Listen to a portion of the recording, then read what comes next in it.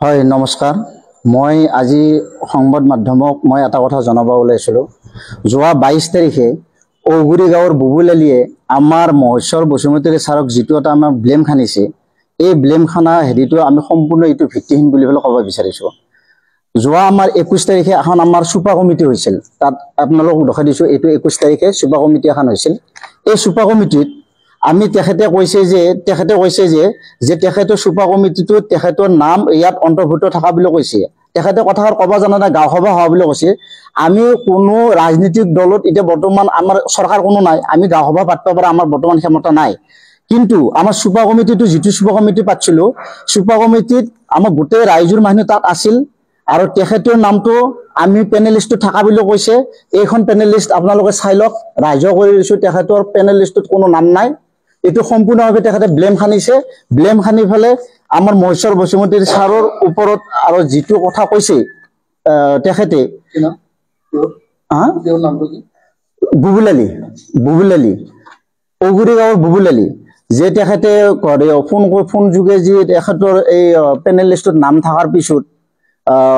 ছাৰক ফোন কৰি ফেলে কোৱাৰ পিছত তেখেত ছাৰক যিটো মিছবিহেভ কৰা বুলি কৈছে এইটো সম্পূৰ্ণভাৱে ভিত্তিহীন কিন্তু মই জানাত ছাৰক তেখেতে আমাৰ বেলেগ প্ৰাইমাৰীৰ পৰাই কেইজনমান ল'ৰা গৈছিল ছাৰৰ ঘৰত যোৱাৰ পিছত তেখেতেও গৈছিল তেখেতে একবাৰ উঠে একবাৰ বহে ছাৰে সেই দুজন ল'ৰাৰ লগত কথা পাতি আছিল ছাৰে ভাবিছে এইজন ল'ৰাৰ লগত কোনোদিনে মই কথা পাতি পোৱা নাই বহি পোৱা নাই একো হেৰি কৰি পোৱা নাই ছাৰে ভাবিছে তেখেতসকলৰ লগত অহা বুলি পেলাই ভাবিছে কিন্তু সেই কথাটো তেখেতে উঠি পেলাই যাই পেলাই ছাৰক ফোন কৰি পেলাই মিছবিহেভ কৰি পেলাই ছাৰক কৈছে কি আপুনি মোক গুৰুত্ব দিয়া নাই মই ভুৱনেশ্বৰ কলিতাক জয় কৰা মানুহ মই থানেশ্বৰ বৰক জয় কৰা মানুহ এটা সময়ত গতিকে আপুনি মোক কোনো গুৰুত্ব দিয়া নাই এই কথাটো কোনো মহেশ্বৰ বসুমতাৰী ছাৰক তেখেতে কৈছে কিন্তু তেখেতে মই জানাত সম্পূৰ্ণ দলৰ লগত কোনো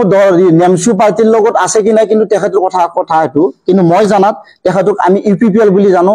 আৰু দুদিনমান ছাত্ৰ সংগঠনৰ লগতো যাব দুদিনমান ইউপিপিএলৰ লগতো যাব যাই ফেলে ইটো দলৰ পৰা পইচা খুজিব সিটো দলৰ পৰা পইচা খুজিব তেখেতে মোৰ তাত 20 তাৰিখে গৈছিল 20 তাৰিখে যাই কেনে মোক কৈছিল যে আপুনি মোক 5000 টকা এটা দিয়ক তেখেতে কৈছিল বুবুলালিয়ে কৈছিল তেতিয়া মই কৈছিল কি মই 5000 টকা কি হ'ব মই ঠিকা লৈছো নেকি তোমাক তাৰ পিছত কৈছে কি নহয় মোক 5000 টকা এটা লাগিব কিন্তু মই কৈছো কি নাই মই এটা কোনো পইচা দিব নোৱাৰো আৰু সিদিনা যিদিনা আমাৰ 21 তাৰিখে মিটিংখন হৈছিল সেইদিনা হানে মোক তেখেতে বাৰকপতে ফোন কৰিছিল কিন্তু মই তেখেতক ৰেছপন্ড দিয়া নাই এই পইচা কথা কাৰণত তাৰ পিছত এই পইচাটো নিদিয়াৰ কাৰণত এই সম্পূৰ্ণ এই লিষ্ট তেখেতৰ পেনেলিষ্টত এখন পেনেলিষ্ট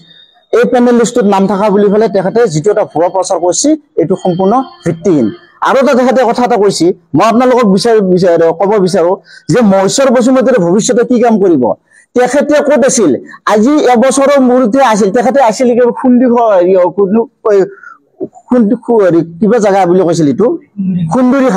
খুন্দুৰী খালত আছিল এবছৰৰ পৰা আহি ফেলে কেইজনমান ছাত্ৰ সংগঠনৰ ল'ৰাৰ লগত ঘূৰি কেনে আছে আৰু মহেশ্বৰ বসুমতাৰী কি কাম কৰিছে কি কাম কৰা নাই ভৱিষ্যতে কি কাম কৰি থৈ গ'ল তেখেতেতো একো নাজানে তেখেতৰ ৰাইজৰ চুপতে তেখেতে ৰাইজৰ মাজতে সুধি লওক মহেশ্বৰ বসুমতাৰী কি কাম কৰিছিল ৰাইজৰ অফিচাৰে খান্দি দিছিল স্বয়ং আমিয়ে খান্দি দিছিলো ৰাইজৰ অফিচ যেতিয়া আমাৰ চৰকাৰ আছিল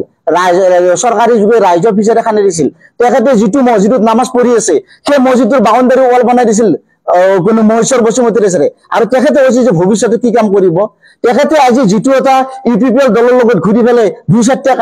কাম কৰি আছে তাতে কাম কৰি আছে তেখেতৰ পবিত্ৰ এমচিএল খুদক তেখেতে কি কাম কৰিছে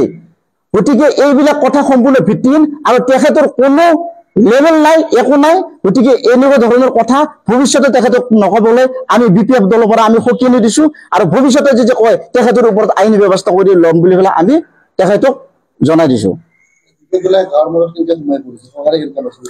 বিপিএফ দলে সম্পূৰ্ণ আমি সঁহাৰি পাইছো আৰু বিপিএফ দলে মোটামুটি আগন্তুক আমাৰ 30 নং গোৰেশ্বৰ সমষ্টিত মহেশ্বৰ বসুমতাৰী ছাৰে টিকেট পাব বুলি সবে আশা কৰি আছে আৰু আশা কৰিলে নিশ্চয় মহেশ্বৰ বসুমতাৰী ছাৰে টিকেট পালে আমি নিশ্চয় বৃহৎ সংখ্যা ভোটত আমি ওলাই গুচি যাম